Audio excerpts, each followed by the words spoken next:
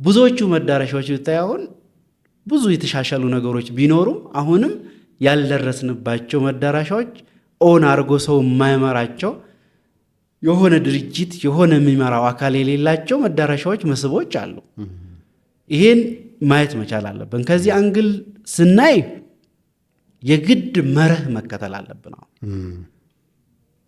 የመዳረሻ ልማት የመዳረሻ አስተዳደር መርህን ተከትለን መዳረሻን ከፍ ማድረግ ይገባን። እንደሌላው ዓለም ምንድናቸው እነዛ ሶስት ነገሮች አሉ።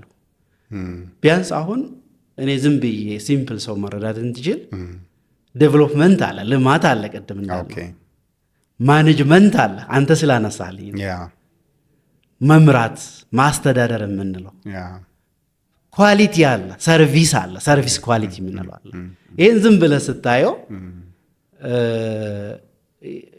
ቦዲ በለው ይሄ የእኛ ሰውነት በለው ይሄን አሁን ዴስቲኔሽን ዴቨሎፕመንት የምንለው ማኔጅመንት የምንለው እንደኛ ብሬን ውሰደው፣ እንደኛ ጭንቅላት ውሰደው፣ ኳሊቲ እንደምንለው እንደ ሄርት ውሰደው። ይሄ ሶስቱ ነገሮች ባላንስድ ካልሆኑ ኢንትግሬትድ ካልሆኑ አንድ መዳረሻ ነው ልትለው አትችልም። ለምሳሌ አለማየሁን ሰው እንደዚህ ሲያይ ሁለመናውን ሲያይ ነው ያምራል ወይም ደግሞ አያምርም የሚለው። ዓለም እኮ እኛን ያምራል የሚለው እኛም መዳረሻ አይቶ ነው።